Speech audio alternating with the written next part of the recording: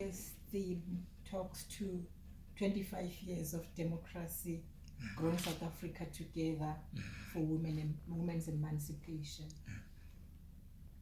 By its nature, it takes stock of what we have achieved and what we may have not achieved in the past 25 years of South Africa's democracy. However, when you talk about women struggles for women emancipation, you cannot not start from where it all started. We come from the time where women were regarded as minors, times where women could not occupy some positions, could not perform, regarded as being weak, and therefore could not perform some duties or responsibilities. But we are at an era where today women can occupy any position, to the extent that we now have a policy of government that says 50% of SMS positions must be occupied by women. Senior management positions must be occupied by women. It doesn't matter as to where you are. We will have in the public service some positions and departments that historically were meant for men. One of those, of course, will be the very department that I come from, the Department of Transport.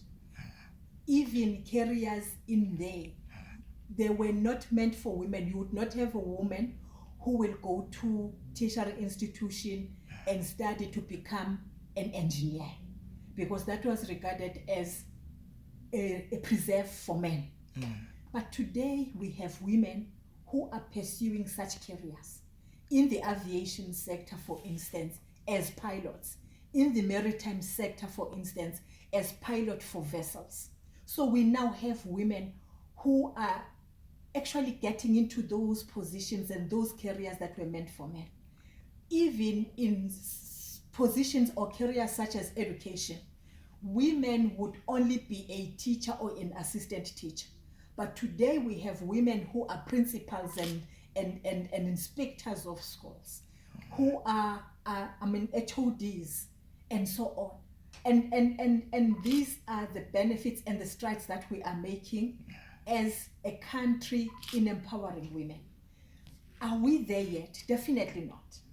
There's still a long way to go before we can say now we live in a country that is non-sexist, a country that do not look people on the basis of their gender. We are still having violence against women in South Africa. We are seeing partners killing their partners, particularly women. And that is why in the State of the Nation address, the president actually announced an important council, which he referred to as gender-based violence and feminine council, to look into those issues. Because it cannot be that somebody comes to me to say, I love you. That very person is my murderer. It cannot be. And it's things that we need to prevent and to deal with. If you go to the police stations, many of the cases that are reported by women, particularly rape cases, they are raped by people that they know. Children in our families, particularly young girls, they're being raped by their uncles, men uncles, adults.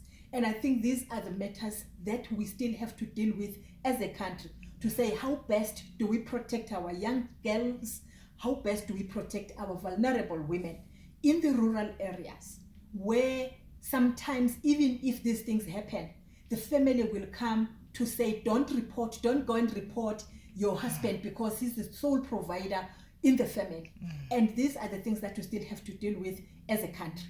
But that we have moved, I think we have made some strides as women. And that is why this is the month that provide us with the opportunity to reflect on all these things, take stock, to say, where are we, where do we want to go?